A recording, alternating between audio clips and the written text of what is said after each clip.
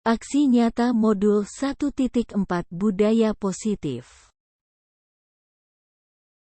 Calon guru penggerak Angkatan 7 Kabupaten Banyumas dengan fasilitator Niki Noberta, pengajar praktik Waryanto dan calon guru penggerak Nur Cahyati.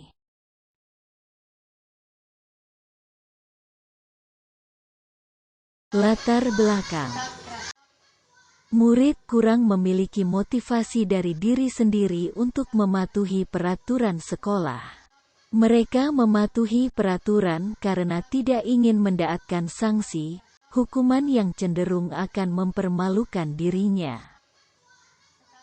Tujuan aksi nyata: menciptakan murid yang mandiri dan memiliki rasa tanggung jawab dan disiplin yang kuat.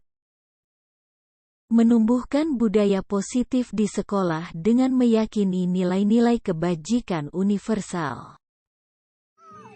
Tolak ukur. Terbentuknya keyakinan kelas melalui kegiatan kesepakatan kelas yang dilakukan bersama dengan murid. Siswa mampu menerapkan dan menjalankan keyakinan kelas yang telah disepakati. Langkah-langkah yang akan dilakukan. 1. Menghadap kepala sekolah untuk menjelaskan pentingnya penanaman budaya positif dan keyakinan kelas di sekolah, serta meminta izin untuk mendiseminasikan bersama rekan guru.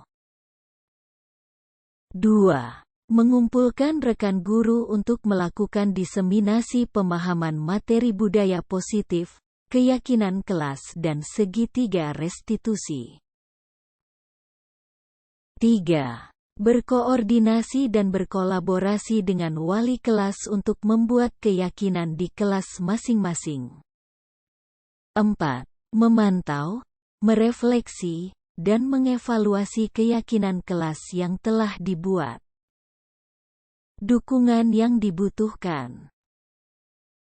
Dukungan dari kepala sekolah, rekan guru, serta murid agar tindakan yang telah disusun dapat dilakukan secara lancar dan menyeluruh. Sarana dan prasarana untuk menumbuhkan budaya positif di sekolah. Orang tua dalam melakukan budaya positif di rumah. Berikut ini merupakan kegiatan diseminasi di sekolah mengenai pemaham dan pengalaman budaya positif. Assalamualaikum warahmatullahi wabarakatuh. Waalaikumsalam warahmatullahi wabarakatuh.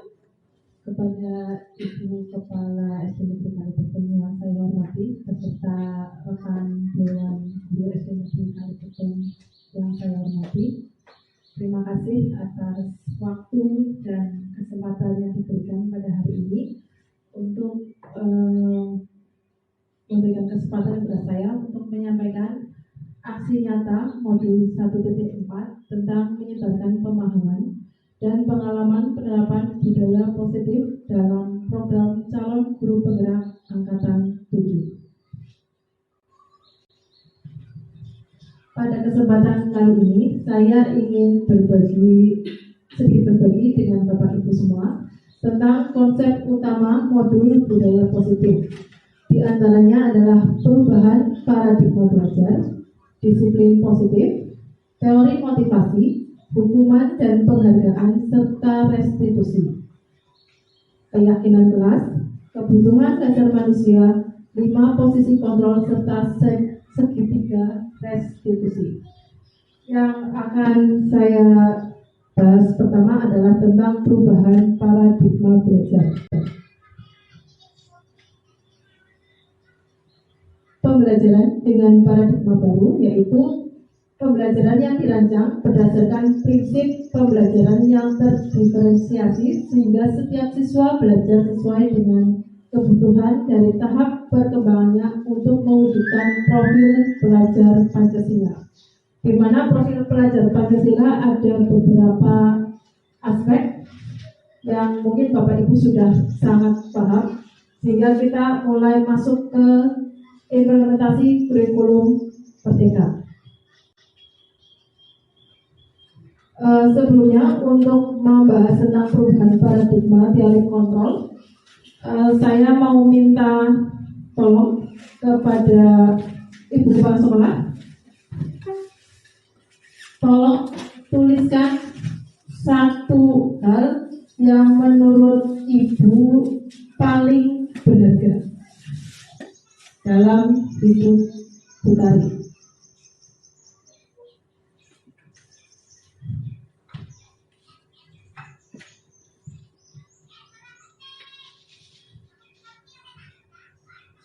Yang paling berharga, boleh itu berupa benda atau hal yang lain yang menurut Ibu paling berharga.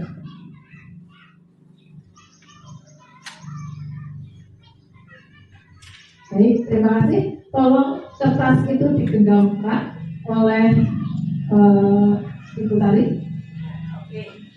Kira-kira Bapak Ibu ada nggak yang mau mencoba untuk mengambil harta yang paling berharga menurut Ibu Kepala Sekolah? Boleh secara halus ataupun kasar. Contoh, berebut atau diiming-imingi dengan sesuatu yang mungkin menurut nilai kita itu lebih berharga dari apa yang beliau pegang. Kalau tidak, saya coba ya. Kalau boleh, saya pegang berebut seperti ini. Karena beliau merasa itu berharga, maka dipegang dengan erat. Bu Tari, bolehkah saya tukar apa yang di dalam itu dengan uang Rp1.000? Tidak boleh. Dengan sepetak tanah? Tidak boleh. Dengan kira-kira apa ya Pak Bu yang berharga? Uang. Dengan uang? Tidak. Tidak. Rumah? Tidak. Tidak boleh. Mobil. Oh, mobil ditawarin mobil sama Bu Ipa? Tidak. Tidak boleh. Lalu apa sih maksudnya kenapa hal yang berharga seperti itu tidak bisa kita rebut walaupun itu secara kasar ataupun secara halus? Karena pada dasarnya kontrol diri kita itu yang menguasai adalah kita sendiri tanpa ada kontrol dari orang lain. Maksudnya apa? Maksudnya misalkan kertas itu yang saya bayar dengan uang Rp1.000. Jika Bu Tari merasa itu sesuai dengan nominal Rp1.000, mungkin akan diberikan. Tapi seandainya, Rp1.000 masih bisa mahal lagi. Misalkan Bu Tari menawarkan dengan mobil sangat berharga, ini sesuai dengan harganya. Jika dilepaskan, mungkin itu akan dilepaskan. Tapi sesuatu hal yang kita miliki atau yang ada di diri kita, itu kontrolnya itu pada diri kita. Tidak peduli seberapa besar tekanan dari luar. Kontrol diri kita adalah kita sendiri, bukan orang lain. Nah, untuk dalam hal pendidikan pasti ada hubungannya seperti itu. Ada kontrol yang mungkin selama ini kita salah persepsi, ya itu tentang ilusi kontrol. Di mana ilusi kontrol yang pertama, guru dianggap mampu mengontrol murid. Mungkin saya sendiri pun masih sama seperti itu. Yang kedua, kritik membuat orang merasa bersalah. Hal ini dapat membuat anak menjadi memiliki karakter yang kuat. Kemudian, penguatan positif itu lebih efektif dan bermanfaat bagi anak ketimbang penguatan negatif. Dan selanjutnya, orang dewasa memiliki hak untuk memaksa. Ini yang kadang kita terapkan kepada anak. Nek orang tua kalau dulu bakal jadi apa? Itu yang mungkin sering kita ucapkan. Padahal itu merupakan ilusi kontrol yang salah. Karena kontrol murid tidak ada pada murid. Kita sebagai guru hanya mengarahkan. Selanjutnya, perbedaan paradigma stimulus respon dengan teori kontrol. Kalau dulu kita masih menggunakan stimulus respon, di mana kita mencoba mengubah arah agar berpandangan sama dengan kita. Kalau kita sudah mempelajari tentang teori kontrol, kita pasti akan tahu bahwa masing-masing orang memiliki pandangan yang berbeda. Selanjutnya, perilaku buruk itu dilihat sebagai suatu kesalahan. Itu jika pada stimulus respon. Padahal menurut teori kontrol, walaupun itu perilaku buruk, semuanya memiliki tujuan. walaupun mungkin jalannya salah. Kemudian kalau stimulus respon, orang lain bisa mengontrol saya. Di sini maksudnya guru bisa mengontrol murid. Padahal dalam teori kontrol yang bisa mengontrol diri kita diri kita sendiri, bukan orang lain. Pemaksaan itu merupakan rujukan yang gagal. Sedang dalam teori kontrol, kolaborasi dan konsensus itu istilahnya kesepakatan, bisa menciptakan pilihan baru. Sedangkan pada stimulus respon, ada pihak yang menang dan ada pihak yang kalah. Kalau di teori kontrol, kita mencari win-win solution, atau di mana semuanya mendapatkan kebaikan. Tidak ada yang merasa saya sebagai korban, saya sebagai pemenang. Ini yang menciptakan disiplin positif teori kontrol, yaitu choice teori William Glasser. Banyak sekali bagiannya yang hari ini akan kita bahas. Yang pertama tentang disiplin positif. Disiplin itu diartikan untuk mendapatkan kepatuhan dari orang lain. Disiplin cenderung tidak nyaman. Sebagai pendidik, tujuan kita adalah menciptakan anak yang memiliki disiplin diri sehingga mereka bisa berperilaku dengan mengacu pada nilai kebajikan universal yang terdapat pada profil pelajar Pancasila, dan mereka memiliki motivasi intrinsik, bukan ekstrinsik. Disiplin positif merupakan salah satu cara penerapan disiplin yang bertujuan untuk menumbuhkan kesadaran serta memberdayakan anak untuk melakukan sesuatu tanpa sokongan, ancaman, ataupun hukuman. Ini adalah jenis motivasi perilaku manusia. Motivasi yang dilakukan orang salah satunya untuk menghindari ketidaknyamanan dengan hukuman. Jadi anak melakukan itu supaya terhindar dari hukuman yang membuat dia tidak nyaman, tersakiti, atau merasa dipermalukan. Atau motivasi eksternal yang lain, yaitu mendapatkan imbalan atau penghargaan dari orang lain. Ini yang mungkin kita dari dulu cukup salah kaprah dalam hal perankingan. Ternyata perankingan itu juga termasuk motivasi eksternal. Kemudian ini yang motivasi internal yang lebih baik. Motivasinya adalah menghargai nilai-nilai kebajikan diri, sehingga anak sadar diri akan nilai kebajikan yang ada pada dirinya.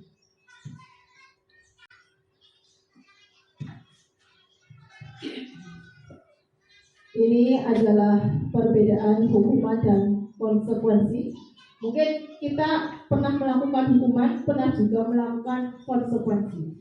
Jika hukuman itu adalah sesuatu yang menyakitkan, tapi harus terjadi, membuat anak sakit fisik ataupun hati, seperti yang tadi saya sampaikan, merasa malu, dan jangka waktunya itu cukup lama, membekas. Ibaratnya mungkin saya sendiri pun pernah, saya dulu waktu SMP pernah dihukum sama guru A, gara-gara A, dan sebagainya. Itu membekas sampai sekarang. Kemudian karena adanya hukuman, anak jadi benci dengan kedisiplinan. Dan hukuman itu bersifat memaksa dan mendorong anak untuk menyakiti diri sendiri karena dia merasa tidak nyaman, tapi harus mengikuti, maka dia menyakiti dirinya sendiri. Selain itu, kata hukuman itu mengecap diri anak itu sebagai anak yang buruk karena mendapatkan hukuman. Dan untuk menghindari hukuman, kebanyakan anak itu mencoba menyembunyikan kesalahannya dengan berbohong. Misalkan ditanya, kamu tadi habis jail dengan temannya ya? Enggak bu, saya enggak. Dia melakukan seperti itu untuk menghindari hukuman. Kemudian dengan adanya hukuman dan dia tersakiti, maka akan muncul rasa marah, bersalah, dipermalukan, dan tidak dihargai oleh pihak yang menghukum. Sedangkan konsekuensi itu sesuatu yang harus terjadi akibat dari suatu perbuatan. Efeknya apa? Membuat anak merasa tidak nyaman.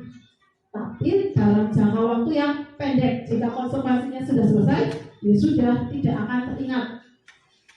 Dan anak lebih menghargai disiplin, terus mendorong anak agar mudah menyesuaikan diri dengan konsekuensi yang ada, membuat diri anak untuk menjadi lebih baik dan belajar mematuhi peraturan.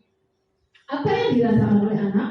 Yang pertama, dia merasa kehilangan haknya, tidak nyaman, hampir sama seperti hukuman, dan diasingkan, tapi untuk sementara. Sedangkan restitusi itu adalah menciptakan kondisi bagi murid untuk memperbaiki kesalahan. Ciri-cirinya bukan menebus kesalahan, namun belajar dari kesalahan. Memperbaiki hubungan, tawaran bukan paksaan, menuntut untuk melihat ke dalam diri, mencari kebutuhan dasar yang mendasari tindakan, fokus pada karakter anak dan bukan tindakan, serta menguatkan dan fokus pada solusinya. Sedangkan ini yang mungkin sering kita lakukan, ini adalah konsep disiplin dengan identitas gagal. Yang sering kita lakukan, atau saya pribadi, itu tentang hukuman dan penghargaan. Hukuman itu menyakitkan, tidak nyaman. Murid takut, memaksa, murid menyembunyikan kesalahan atau dengan berbohong, murid menjadi rendah diri, tidak percaya diri. Lalu efek dari penghargaan, mungkin saya sering melakukannya di kelas. Saat misalkan anak berhasil melakukan sesuatu, saya memberikan penghargaan. Boleh itu berupa ucapan atau berupa benda. Ternyata ini juga merupakan disiplin dengan identitas gagal. Karena efeknya tidak efektif, merusak hubungan atau sifat iri. Yang sering terjadi di kelas saya, misalkan saya memberikan hadiah bagi anak yang bisa menjawab, pasti ada yang menjawab, lah mesti si uli hadiah, nek ora tiara ya via, nek ora tiara via. Ternyata itu menimbulkan rasa iri, menjadi merusak hubungan antar teman. Itu efek dari penghargaan.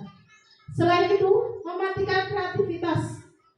Dengan misalkan kita menghargai anak dengan misalkan benda atau misalkan hadiah, ternyata mereka kreativitasnya justru akan mati karena mereka berpikir, aku harus membuat seperti yang guru minta untuk mendapatkan hadiah. Dan menghukum dengan sistem ranking. Ini yang salah kaprah yang sudah bertahun-tahun kita pendidikan Indonesia lakukan. Sistem ranking itu ternyata bisa membuat identitas gagal.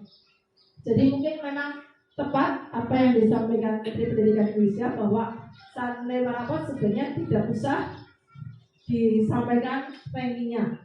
Terus merampas hak menghargai dirinya. Sedangkan konsekuensi itu penguatan jangka pendek, perlu monitoring berkelanjutan, murid menghormati peraturan, kehilangan waktu untuk merenungi kesalahan. Ini adalah konsep disiplin dengan identitas sukses. Sedangkan restitusi, murid bertanggung jawab untuk perilakunya, fokus pada pemecahan masalah jangka panjang, menghormati dirinya dan orang lain, menggunakan teori kontrol di mana diri mereka adalah pemegang kontrol, dan bersemangat untuk memperbaiki kesalahan.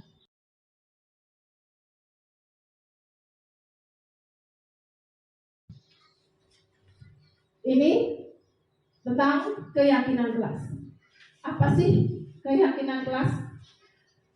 Keyakinan kelas itu sebetulnya mau bentuk lebih luas dari peraturan kelas.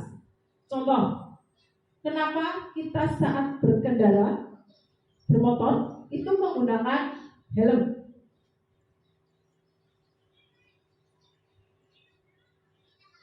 Yang nomor Bapak Ibu? Melindungi kepala, keamanan diri, supaya tidak ditilang. Ya, itu peraturan. Betul. Jadi kita menggunakan helm karena kita percaya helm itu bermanfaat bagi diri kita sendiri. Jadi kita mencari aman ya karena diri kita sendiri yang menyiapkan. Atau selama COVID-19, kenapa kita menggunakan masker kemana-mana? Harus selalu cuci tangan dengan air yang mengalir, supaya tidak kena virus atau tidak tertular. Maka yang namanya keyakinan kelas itu harus muncul dari diri sendiri. Jadi kenapa saya harus pakai helm? Oh iya, biar aman, biar tidak ditilang. Kenapa saya harus pakai masker? Supaya tidak tertular. Jadi itu sudah ada motivasi dari diri sendiri. Ini peraturan kelas, mungkin Bapak Ibu sudah cukup hafal di dalam kepala. Peraturan kelas itu kan contohnya masuk tepat waktu, kalau mau keluar harus izin. Itu kan mereka hanya hanya untuk mematuhi peraturan. Saat ada keyakinan kelas, saya harus masuk tepat waktu, karena jika saya terlambat saya akan merasa rugi karena ketinggalan pelajaran. Itu harus dari motivasi diri sendiri. Ini adalah contoh kesepakatan kelas. Kami guru dan murid yang saling menyayangi. Jika kita berberikan ke jadi peraturan kelas, bisa jadi kami guru dan murid yang saling menyayangi. Bisa murid tidak boleh saling mencaci maki. Itu kan masih masuk ke dalam saling menyayangi. Ini bentuknya lebih luas untuk kesepakatan kelas. Kami murid yang semangat belajar. Contoh dalam peraturan kelas, mengerjakan PR yang diberikan oleh guru.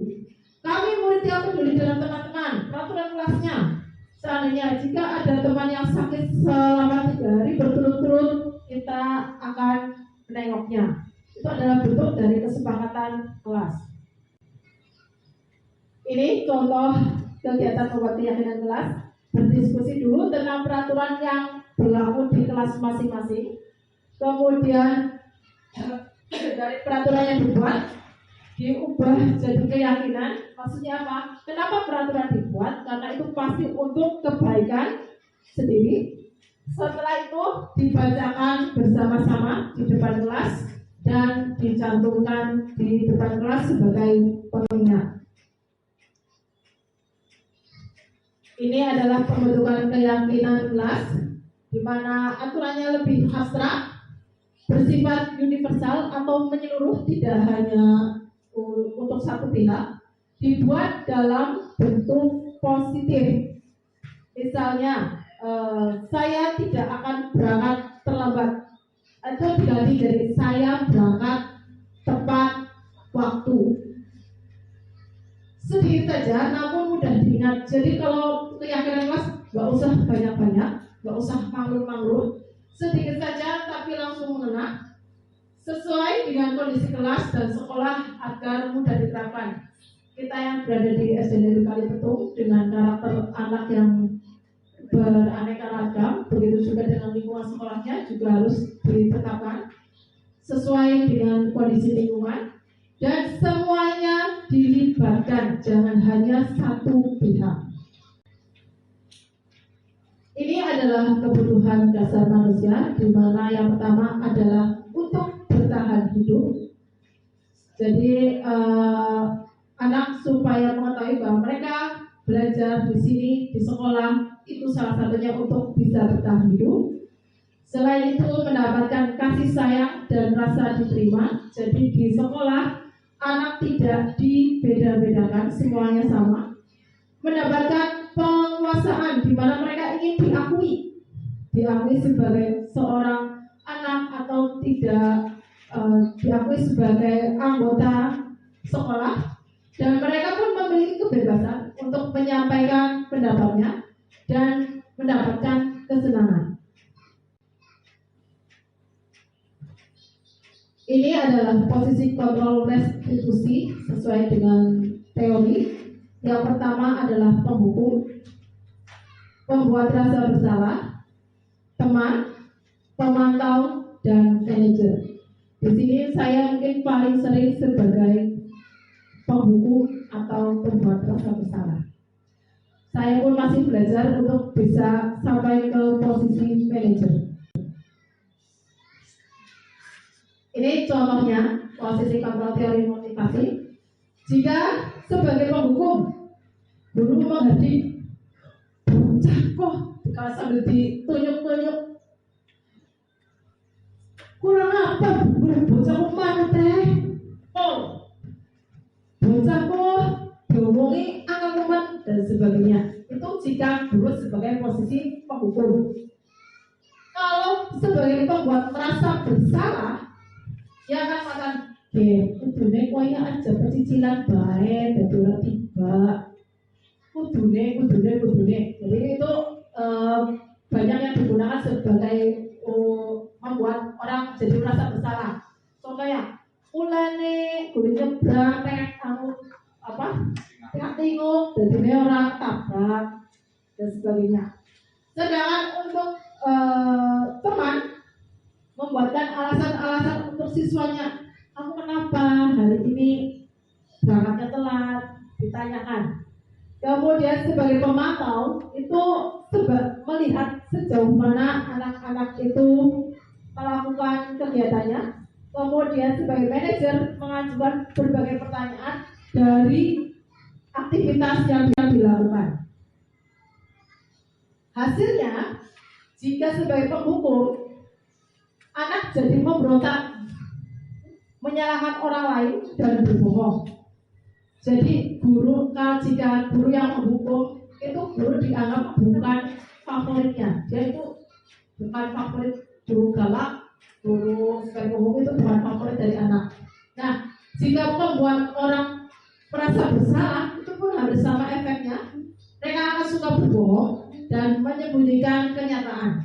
Ini juga sama, guru bukanlah sosok yang berada di dunia yang berkualitas. Jika guru sebagai teman, murid akan ketergantungan dengan guru. Dia tidak bisa mandiri.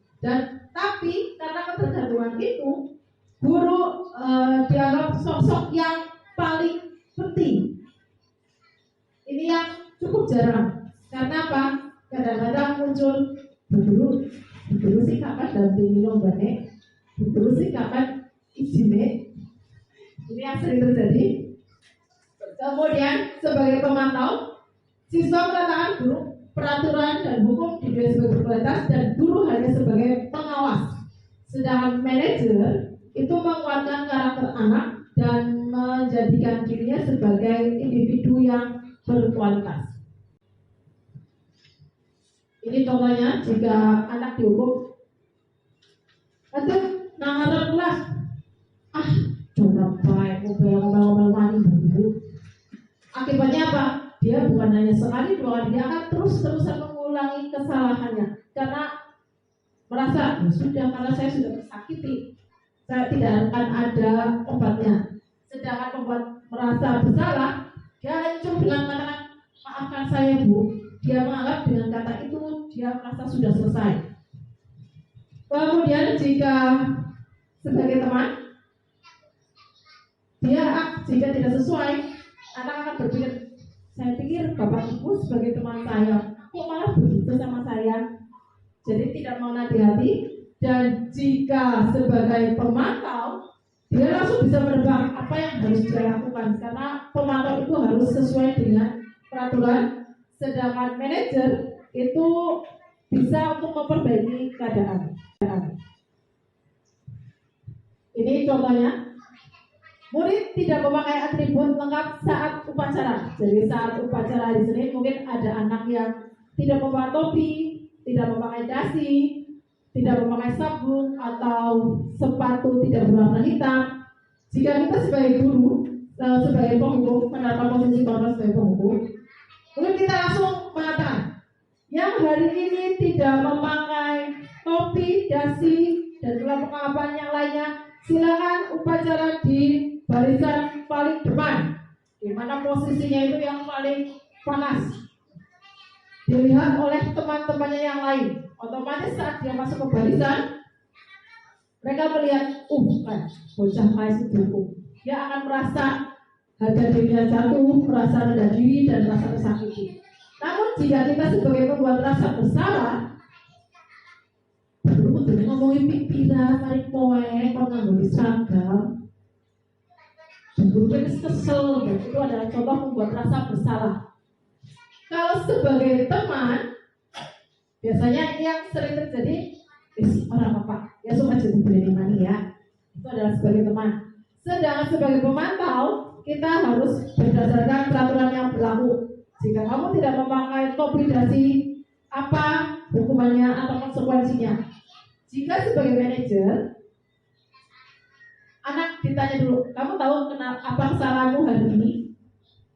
Kira-kira apa yang kamu lakukan supaya kesalahan itu bisa diperbaiki? Itu adalah contoh dalam sebagai.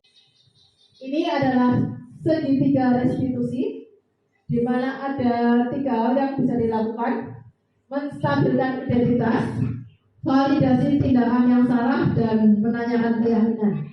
Menstabilkan identitas, contohnya, setiap orang pasti pernah melakukan kesalahan. Manusiawi jika orang melakukan kesalahan, dan kamu bukan yang pertama melakukan seperti ini, pernah ada yang lain. Itu adalah menstabilkan identitas. Kemudian ada validasi tindakan yang salah, itu menanyakan sebab tindakan yang salah. Kemudian menanyakan keyakinan itu apa yang terjadi jika kita melakukan kesalahan dan apa yang harus kita lakukan. Kamu tahu apa kamu diperlukan di sini? Ini adalah contoh menstabilkan identitas dengan skenario-nya. Di mana ini saya memberikan suatu contoh Wisnu, di mana murid saya itu adalah anak yang paling jayus, melempar sepatunya Rama, dia dipanggil. Lalu saya tanyakan, kamu tahu kenapa kamu sini? Dia harus menyadari kesalahannya. Itu adalah bentuk menstabilkan identitas bahwa dia bersalah. Apakah kamu senang dengan hal itu? Kamu tahu apa kamu? Sedangkan ini validasi tindakan yang salah, mengkonfirmasi kepada Wisnu bahwa tindakan yang dilakukan itu adalah hal yang merugikan, jadi tidak boleh dilakukan lagi. Kemudian ini adalah menanyakan keyakinannya. Apa yang dilakukan Wisnu merugikan, apa yang merugikan, dan apa yang harus dilakukan untuk menebus kesalahannya. Jadi kita memberikan solusi supaya anak itu menjadi orang yang lebih baik. Kedepannya diharapkan saat mereka menghadapi masalah, mereka bisa mencari solusinya sendiri. Wisnu, guru melihat saat kamu tadi melempar sepatunya Rama ke atas. Ini adalah contoh menstabilkan identitas dengan skenario-nya. Dan orang lain, kamu paham? Di mana ini saya memberikan suatu contoh Wisnu, di mana murid saya itu adalah anak yang paling jayus, melempar sepatunya Rama, dia dipanggil. Lalu saya tanyakan, kamu tahu kenapa kamu sini? Dia harus menyadari kesalahannya. Itu adalah bentuk menstabilkan identitas bahwa dia bersalah. Rama ke atas genteng, kamu kalau lepas, bercanda itu boleh, tapi jangan sampai. Sedangkan ini validasi tindakan yang salah, mengkonfirmasi kepada Wisnu bahwa tindakan yang dilakukan itu adalah hal yang merugikan, jadi tidak boleh dilakukan lagi. Kemudian ini adalah menanyakan keyakinannya. Apa yang dilakukan Wisnu merugikan, apa yang merugikan, dan apa yang harus dilakukan untuk menebus kesalahannya. Jadi kita memberikan solusi supaya anak itu menjadi orang yang lebih baik. Kedepannya diharapkan saat mereka menghadapi masalah, mereka bisa mencari solusinya sendiri.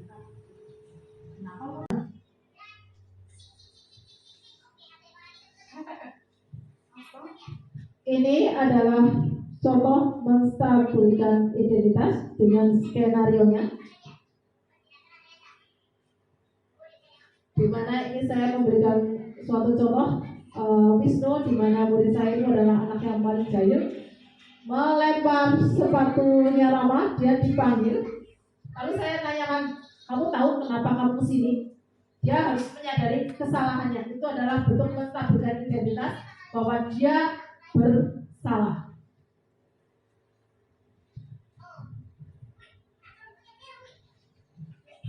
Sedangkan ini validasi tindakan yang salah mengonfirmasi kepada Wisnu bahwa tindakan yang dilakukan itu adalah hal yang merugikan, jadi tidak boleh dilakukan lagi. Kemudian ini adalah menanyakan keyakinannya, apa yang dilakukan Wisnu merugikan, apa yang merugikan dan apa yang harus dilakukan untuk menebus kesalahannya. Jadi kita memberikan solusi supaya anak itu menjadi orang yang lebih baik. Kedepannya diharapkan saat mereka menghadapi masalah, mereka bisa mencari solusinya sendiri. Dan ini menurut Standar Nasional Pendidikan, dalam penerapan program disiplin positif, hendaknya guru memiliki standar kepribadian, profesional dan sosial yang baik, di mana guru mampu berefleksi pada posisi kontrolnya saat ini dan bagaimana perjalanan dirinya sebagai seorang posisi manajer yang menuntut murid menjadi insan yang mandiri, merdeka, dan bertanggung jawab. Demikian Bapak Ibu atas sedikit ilmu tentang disiplin positif, di mana ini bukan hanya didapatkan pada saat guru Bapak Ibu mengikuti guru penggerak, ini juga ada pada platform Merdeka Mengajar. Demikian Bapak Ibu, mungkin di sini ada yang ingin ditanyakan. Sama saya. Mau Bapak? Siapa saja pihak yang bertanggung jawab terhadap budaya positif di sekolah? Terima kasih Pak Mar. Untuk budaya positif di sekolah, yang bertanggung jawab dan terlibat adalah semua pihak sekolah. Dari di mana itu membuat kesepakatan kelas, otomatis yang terlibat adalah murid dan guru. Kemudian itu juga dipantau dan diawasi oleh kepala sekolah. Dan untuk mendapatkan disiplin positif satu lingkungan sekolah, maka semuanya guru dan warga sekolah harus berkolaborasi. Demikian Pak, terima kasih. Monggo, mungkin ada yang lain? Saya Bu, Ya, monggo Bu Zaitun. Oke. Dari paparan yang panjenengan sama anak dia mengenai penghargaan. Jika penghargaan merupakan disiplin dengan identitas yang gagal, maka apa yang sebaiknya kita lakukan sebagai guru untuk memuji keberhasilan anak? Terima kasih Bu Zaitun. Ya, karena penghargaan itu juga termasuk disiplin identitas yang gagal sama seperti hukuman, maka bisa kita ganti dengan program kebajikan berupa apresiasi, di mana apresiasi ini harus diberi pengakuan secara khusus. Maksudnya seperti ini, misalnya ada anak memungut sampah, langsung kita sebutkan saja namanya. Oh iya, hebat sekali ya kamu mau mengambil sampah dan diletakkan di tempatnya. Jadi anak merasa bangga karena namanya disebut, bukan hanya secara klasikal. Siswa kelas 6 semuanya rajin membawa sampah di tempatnya. Jadi itu masih klasikal, jadi kurang mengena. Maka diberikan secara khusus, langsung saja sebutkan namanya. Oh si Azhar, kamu hari ini hebat sekali mau membantu temannya. Dan selain itu beri pengakuan secara pribadi, otomatis dari gurunya. Guru bangga banget sama kamu karena kamu sudah melakukan membantu adik kelasmu. Itu. Selain itu beri pengakuan juga kepada semua murid bergantian, karena setiap anak itu pasti punya kelebihan masing-masing. Jadi jangan cuma yang memiliki kelebihan di akademik, tapi juga yang mungkin dari segi akademik biasa, tapi mereka pasti punya kelebihan. Selain itu beri pengakuan secara konsisten. Misalkan hari ini ambil sampah diberi pujian, hari berikutnya mengambil sampah tidak diberi pujian. Harus selalu diberi pujian untuk membangkitkan motivasi internal anak. Kemudian fokus pada proses. Ini yang terkadang saya salah lakukan. Misalkan saat anak menggambar, ternyata hasilnya tidak sesuai ekspektasi saya. Mungkin saya hanya menilai gambarnya toh. Saya tidak menilai prosesnya. Mungkin dari yang A, dia sedang sakit, butuh perjuangan, dia yang tidak bisa membuat generasi. Kita harus juga menilai dalam prosesnya. Kurang lebih seperti itu, Mas Eko. Terima kasih. Iya, sama-sama. Pencerahannya. Mungkin ada yang lain? Yang bisa? Dari modul yang panjenengan sampaikan, itu posisi kontrol yang saya terapkan di kelas itu sering sebagai penghukum dan pembuat rasa bersalah. Apakah efektif jika kita langsung mengubah kontrol sebagai manajer? Terima kasih. Ya, sama-sama. Saya sendiri juga masih belajar caranya untuk meningkatkan kontrol dari yang pembuat rasa bersalah, dari penghukum, pembuat rasa bersalah, teman, kemudian pemantau dan manajer. Memang tidak bisa langsung kita lompat dari penghukum atau pembuat rasa bersalah langsung ke manajer. Saya pun masih belajar dari yang penghukum, kemudian pembuat rasa bersalah, mencoba berusaha menjadi teman. Saya juga karena segala sesuatu itu butuh proses. Dan untuk membuat kontrol kita menjadi manajer, mungkin hasilnya juga tidak bisa langsung instan karena sadar diri bahwa oh saya harus seperti ini. Karena itu tidak bisa kita lihat hanya dalam waktu dekat. Seperti itu. Ya, terima kasih. Mungkin sudah tidak ada lagi ya Pak Bu. Apabila ada salah demikian yang bisa saya sampaikan. Mungkin dari Bapak Ibu ada yang ingin ditanyakan. Oke, monggo Bu Zaitun. Oke, saya mau minta tolong berikan contoh nyata penerapan segitiga restitusi. Oke, terima kasih. Mohon maaf mungkin dari penjelasan yang tadi saya sampaikan tentang segitiga restitusi kurang jelas. Saya akan memberikan sedikit gambaran tentang segitiga restitusi. Seandainya misalkan di sini Bapak Ibu, saya kemarin membuat sedikit skenario tentang segitiga restitusi. Di mana misalkan saya ambil contoh ada siswa kelas 1, misalkan kita ambil saja yang mungkin siswa yang cukup sering membuat masalah atau sering di kelas disebut troublemaker. Contohnya ada Iqbal. Iqbal di sini merebut pensil Alvin. Karena tidak terima pensil Alvin direbut oleh Iqbal, Alvin membalas Iqbal dengan cara memukulnya. Mungkin entah memukulnya terlalu keras atau bagaimana, sehingga Iqbal merasakan sakit dan Iqbal menangis di kelas. Kemudian karena ada anak yang menangis di dalam kelas, mungkin ada salah satu anak melaporkan ke gurunya, guru, Iqbal nangis.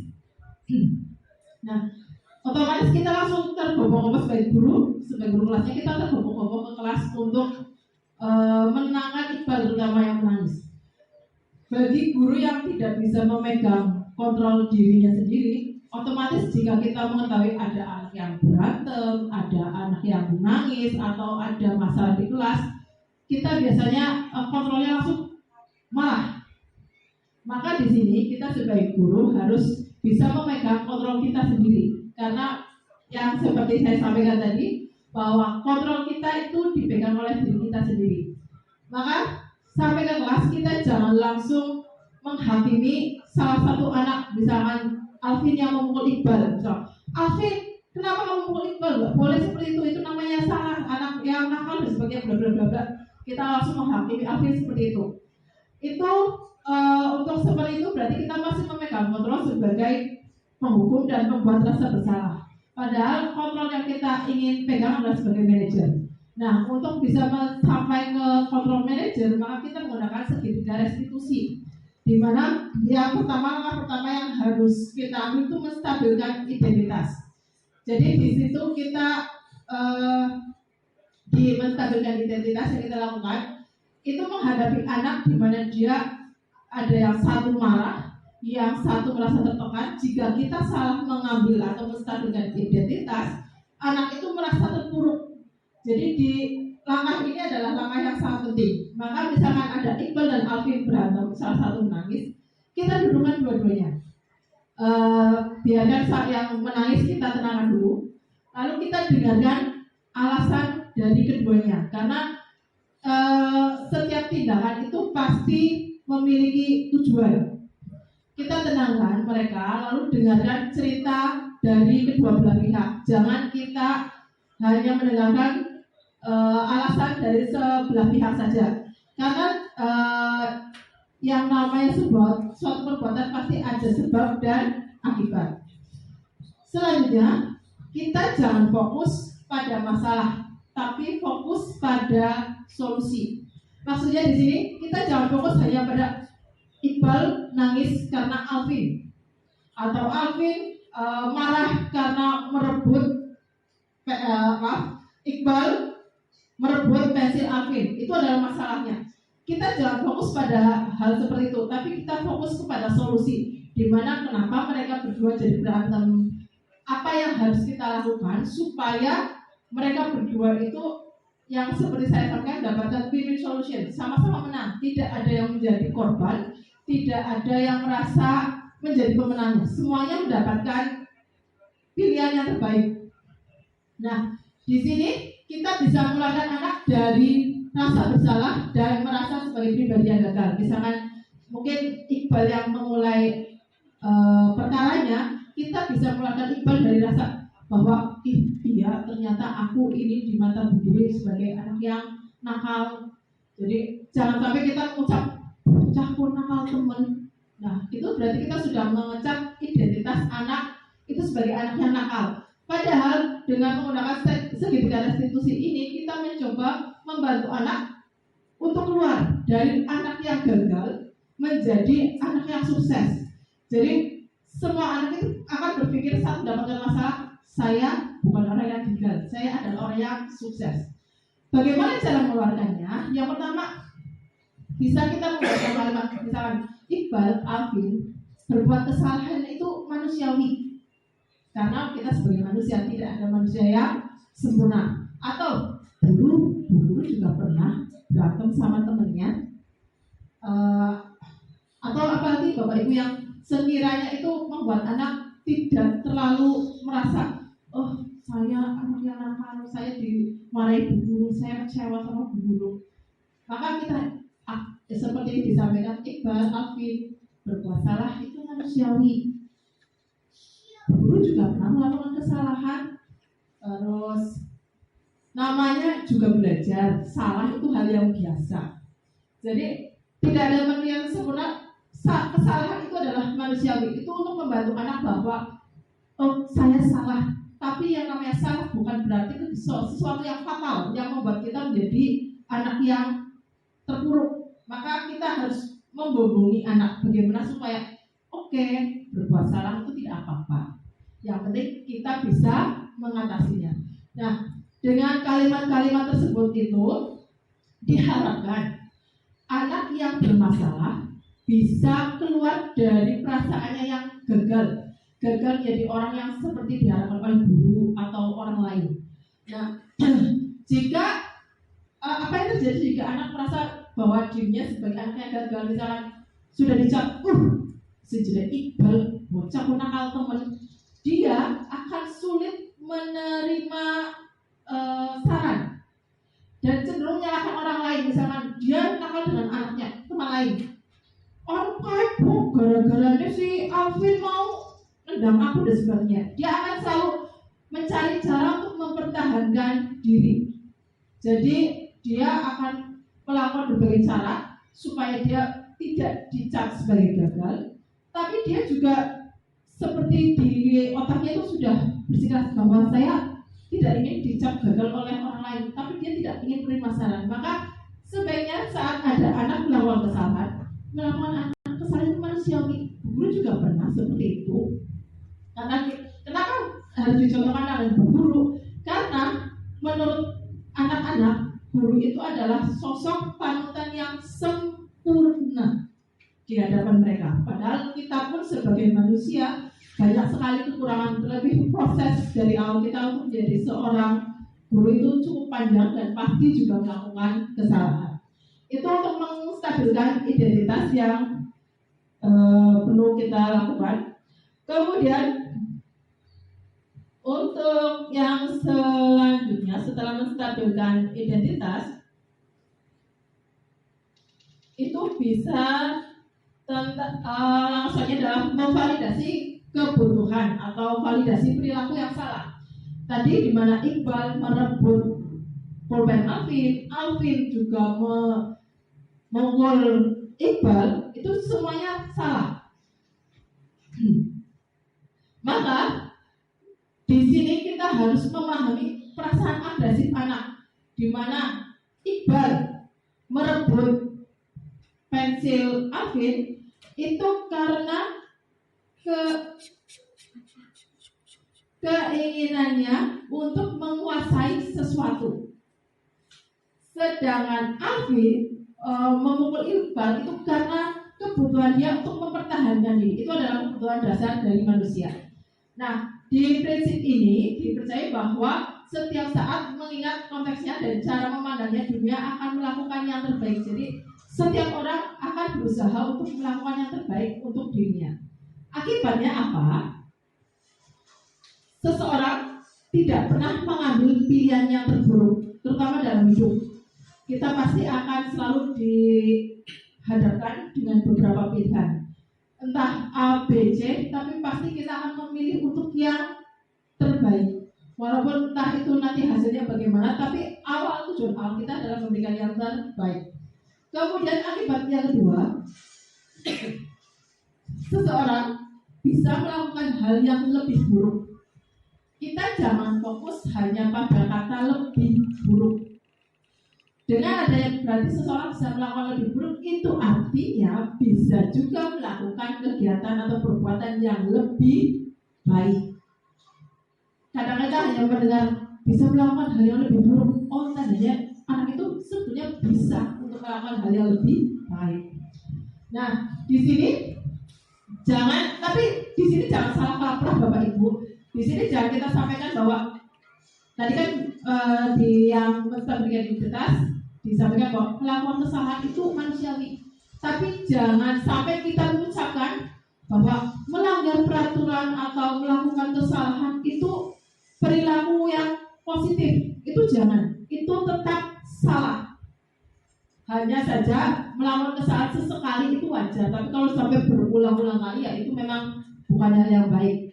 Nah, di sini guru juga harus memahami alasan dibalik perbuatan, karena pada hakikatnya setiap orang melakukan suatu perbuatan pasti ada tujuannya, di mana manusia itu memiliki kebutuhan dasar, bertahan hidup, cinta dan kasih sayang, penguasaan, kebebasan, dan kesenangan. Maka misalnya setelah Iqbal dan Alvin tenang, diucapkan oleh guru bahwa membuat kesalahan itu manusiawi, maka selanjutnya kita di sini itu menanyakan alasan, tujuan awal kenapa Iqbal merebut pensil atau Alvin memukul Iqbal. Mungkin bisa ditanya, bisa Iqbal, Bang kenapa merebut pensilnya Alvin? Pensilnya Alvin apik bu, misalkan seperti itu. Kadang-kadang anak ada yang seperti itu, atau pengen nge-mac bu, atau kalau ada anak yang jadi seperti itu. Lalu kita juga perlu menanyakan ke Alvin, kenapa kamu memukul Iqbal? Mungkin bisa jawabannya, Iqbal bu, iya orang ngomong, hanya sepele seperti itu. Ngomong nih kesini, atau mungkin bu, pulpenku sih jedok di jalur. Nah, maka kita di situ akan bisa mendapatkan solusi yang baik untuk semua pihak. Kemudian yang selanjutnya, di mana segitiga restitusi yang ketiga adalah menanyakan keyakinan. Jadi di sini pada dasarnya setiap orang melakukan perbuatan itu karena ada motivasi yang tadi saya sampaikan, motivasi internal dan eksternal. Kalau eksternal itu dari pihak luar, contoh menghindari hukuman, mendapatkan penghargaan. Kalau yang internal itu sudah dari nilai-nilai kebajikan. Nah, penting di sini dari guru untuk mengetahui latar belakang murid. Di sini kadang-kadang mungkin kita bisa mengetahui, maaf, dari keluarga yang entah itu broken home, atau mungkin yang hanya diasuh oleh nenek, atau mungkin dari keluarga yang mungkin memiliki tata ucapan atau omong yang sering kasar, itu pun sangat berpengaruh terhadap karakter anak. Jadi keyakinan anak itu bisa dilihat itu hanya dari orang-orang sekitar, terutama paling penting itu dari keluarga. Jadi misalkan anak itu terbiasa berbohong atau berbicara kasar, mungkin bagi dia itu hal yang biasa. Maka kita harus melihat bagaimana latar belakangnya. Mungkin dari keluarga yang memang keluarganya biasa berucap kasar. Maka di sini kita perlu bekerja sama, berkolaborasi dengan keluarganya untuk memperbaiki karakter anak ini dan mendapatkan keyakinan yang universal. Nah, di sini selain itu kita juga bisa mengingatkan anak itu untuk tentang keyakinan kelas yang sudah disepakati.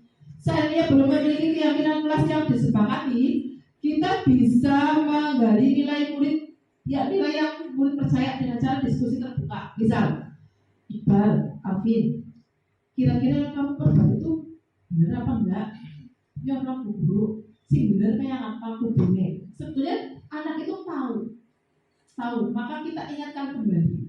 Supaya apa? Supaya terjadi motivasi tentang bahwa itu perbuatan yang saya itu perbuat itu salah dan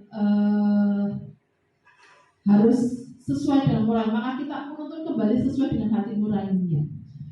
Seandainya anak itu mengatakan, aku nak mau mukul, aku nak biasa di pukul, berarti itu memang kita harus lihat kembali latar belakang anak tersebut.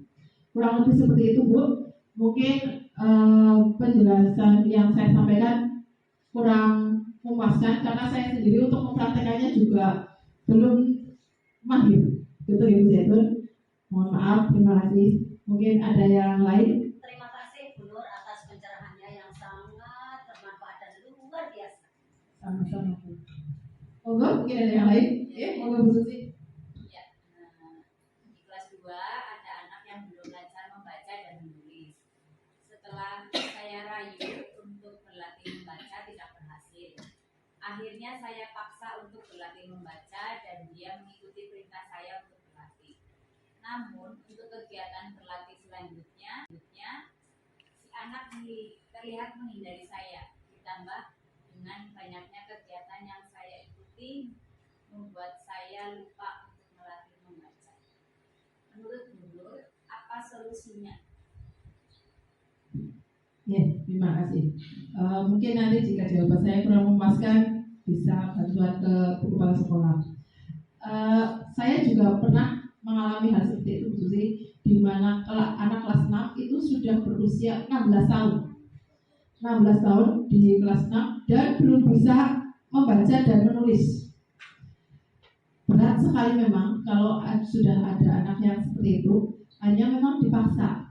Kadang-kadang ada yang istilah bisa karena terbiasa karena dipaksa. Sebetulnya slogan seperti itu kurang tepat. Karena terpaksa, dengan dipaksa itu anak hanya mendapatkan motivasi dari luar dan itu bersifat jangka pendek.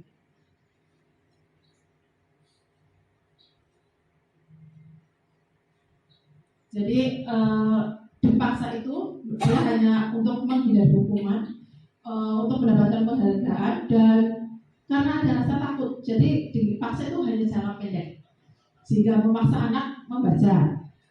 Akibatnya si anak itu tidak akan terbiasa dalam jangka panjang. Misalkan si A kalau belum bisa baca, kudu latihan baca kalau guru bahasa sekolah agar orang berlaporan memakai, misalkan seperti itu. Nah, saat Bu Susi lengah karena ada tugas lain, Bisa saja anak itu, wah kesempatan, Bu Susi kelaleng. Nah, karena itu tidak ada motivasi internal. Maka sebaiknya untuk paksaan kita kurangi. Nah, selanjutnya jika itu akan hilang pulang tertarikannya, atau anak itu antipati. Jadi kalau ada anak tidak bisa membaca, dipaksa untuk membaca, anak itu malah jadi malas sekali, enggak. Jadi itu yang efek dari pemaksaan. Kemudian kemerdekaan berekspresi, dia anak itu saat mau menyampaikan malah karena dia dipaksa, akhirnya terpaksa dia nurut walaupun dia bukan dari hati nurani. Dan jika dia tidak dari motivasi itu, saat dia belajar pun dia tidak hadir seutuhnya. Maka ini yang saya dapatkan dari pengalaman beberapa teman. Selain itu juga berdasarkan filosofi Ki Hajar Dewantara, disiplin yang kuat adalah syarat utama untuk mencapai kemerdekaan. Untuk menciptakan murid yang merdeka, diperlukan disiplin yang kuat. Disiplin yang kuat itu disiplin yang berasal dari diri sendiri dan didasarkan oleh motivasi internal. Yang pernah saya dapatkan dari beberapa teman, itu ada beberapa cara untuk mengajak anak yang tidak mau pelatihan membaca. Mungkin nanti bisa ditambahkan oleh rekan guru yang lain. Yang pertama, bisa mengajak atau melakukan kegiatan yang menyenangkan. Jadi berlatih membaca itu dengan sesuatu yang menyenangkan. Ini yang pernah saya praktekkan itu dengan menggunakan HP. Di mana HP itu sekarang sudah menjadi barang yang selalu dibawa kemana-mana. Anak itu tidak bisa membaca, saya pegangkan HP. Oke, kuang bisa membaca itu jadi bisa dolanan HP. Orang untuk nambah rok sekarang atau orang bilang. Nah, kita belajar mulai menggunakan huruf-huruf yang ada di HP. Perlahan-lahan kita kenalkan. Kemudian dengan kegiatan menyenangkan yang lain itu bisa dengan menggunakan buku bergambar. Buku bergambar yang mulai, kalau zaman kita dulu itu menggunakan Ini Ibu Budi. Ya, sebenarnya itu buku yang sangat bermanfaat ya. Cuma sekarang cukup sulit untuk cari buku yang seperti itu. Tapi kita bisa menggunakan versi lainnya dengan membuat kartu kata, atau suku kata, atau kartu huruf. Jadi dengan kegiatan yang menyenangkan, anak jadi tertarik, dia bisa dan dia itu ingin lagi dan ingin lagi. Itu adanya dengan motivasi internal. Kemudian yang kedua, membantu murid untuk menemukan inspirasinya. Bisa jadi inspirasi anak itu adalah kita sebagai guru. Aku udah pengen jadi guru, misalkan ditanya cita-citamu pengen jadi apa? Guru, Bu. Nah, apa sih? Aku pengen kayak Bu Susi, pinter, cerewet, nyenengin, lucu dan sebagainya. Nah, bisa jadi kita adalah sosok inspirasi dari anak-anak. Maka kita bisa berikan, enak pengen jadi guru kayak Bu Susi, kudu lagi sinau, belajar baca diksi dan sebagainya. Guru dia belum bisa maca, tapi kan latihan dan sebagainya. Maka perlu kita terangkan seperti itu. Itu juga sebenarnya manfaat dari adanya tujuan pembelajaran di RPP. Selain itu, membuka ruang dialog dengan muridnya. Jadi saat anak itu tidak suka membaca atau di kelas belum, kita tanyakan, Pak jadi kelas nang apa? Belum baik.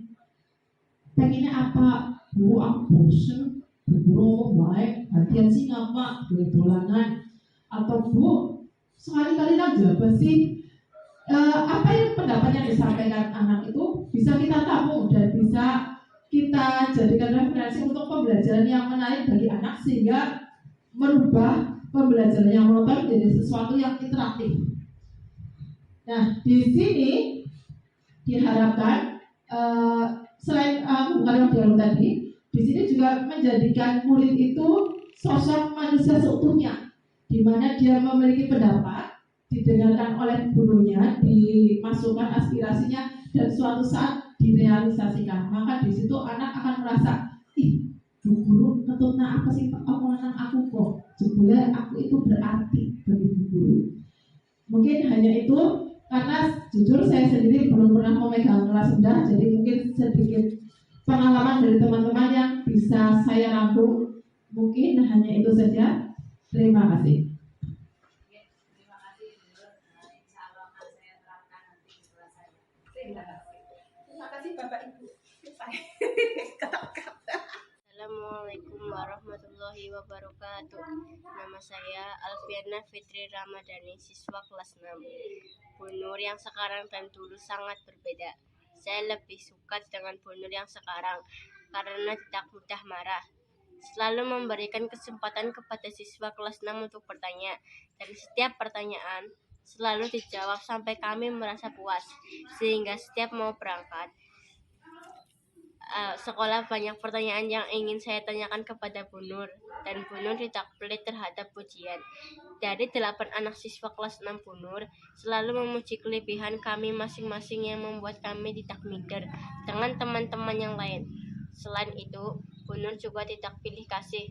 Saya sayang Bu Nur. Terima kasih Bu Nur sudah mengajari kami banyak ilmu. Sehat selalu dan semakin sukses ya. Wassalamualaikum warahmatullahi wabarakatuh. Assalamualaikum warahmatullahi wabarakatuh. Perkenalkan, nama saya Rahmawati Nur Aziz, selaku guru pendidikan agama Islam SD Negeri Kalipetung, juga sebagai rekan kerja dari Ibu Nur Cahyati, calon guru penggerak Angkatan 7 Kabupaten Banyumas. Setelah diseminasi tentang budaya positif yang dilakukan oleh Bu Nur sendiri, saya mencoba introspeksi kepada diri saya sebagai pendidik. Ternyata banyak ilusi kontrol yang telah saya lakukan. Ternyata dari situ saya menyadari bahwa saya belum bisa menerapkan budaya positif di kelas. Sehingga setelah diseminasi yang saya lakukan, saya mencoba merubah kontrol saya yang biasa saya lakukan sebagai pemberi dukungan menjadi pembuat rasa bersalah, teman, dan harapan saya mampu menjadi manajer, walaupun pada praktiknya cukup sulit saya terapkan. Karena merubah kebiasaan lama saya tersebut membutuhkan waktu saya lakukan secara bertahap. Terima kasih untuk Bu Nur atas ilmu barunya kepada saya. Semoga saya bisa mendidik anak didik saya agar lebih baik lagi dan mampu menerapkan budaya positif di dalam kelas maupun di luar kelas ataupun di lingkungan sekolah. Terima kasih. Wassalamualaikum warahmatullahi wabarakatuh. Assalamualaikum warahmatullahi wabarakatuh. Saya Susi Haryanti, guru kelas 2 SD Negeri Kalipetung. Setelah mendengarkan diseminasi tentang budaya positif yang telah disampaikan oleh Bu Nur, saya mencoba mempraktekannya di kelas saya, di mana siswa kelas 2 sebanyak 13 anak dengan karakter yang beragam. Saya yang biasanya selalu marah jika ada anak yang berbuat pelanggaran, pelan-pelan saya mencoba mengubahnya sesuai dengan teori kontrol yang disampaikan. Tidak mudah memang, karena terkadang saya kembali ke posisi awal. Namun, saya bisa melihat dari diri anak didik saya saat saya mengubah posisi kontrol. Mereka terlihat lebih bahagia saat bersama saya di kelas dan terbuka untuk bercerita tentang diri mereka. Semoga saya bisa konsisten dalam melakukan perubahan demi anak didik saya. Terima kasih Bu Nur atas pengetahuannya. Jangan bosan-bosan berbagi ilmu dengan saya. Semangat Bu Nur. Wassalamualaikum warahmatullahi wabarakatuh. Warahmatullahi wabarakatuh. Saya Sri Lestari, Kepala SD Negeri Kalipetung, tempat di mana Bu Nur mengajar. Dengan Bu Nur yang mengikuti program guru penggerak ini, saya harapkan mampu membawa perubahan yang lebih baik bagi sekolah ini. Dengan adanya perubahan tersebut akan berdampak pada anak didik beserta prestasi mereka baik secara akademik maupun non-akademik. Terlebih setelah menyampaikan tentang budaya positif yang mampu menjadi ilmu baru bagi saya dan guru-guru yang lain. Seandainya diterapkan secara berkelanjutan, semoga mampu membentuk karakter positif pada anak. Ilmu yang akan disampaikan, kelas dan sekolah juga mampu diterapkan untuk meningkatkan kualitas sekolah ini. Setelah mengikuti calon guru penggerak, saya mengamati Bunur banyak sekali perubahan yang positif. Semangat belajar diharapkan mampu menularkan kepada guru-guru yang lain dan membuat mereka ingin mengikuti program ini. Guru penggerak yang diadakan oleh pemerintah sangat belajar untuk Ibu Nur. Tunjukkan kualitasmu sebagai pendidik. Wassalamualaikum warahmatullahi wabarakatuh.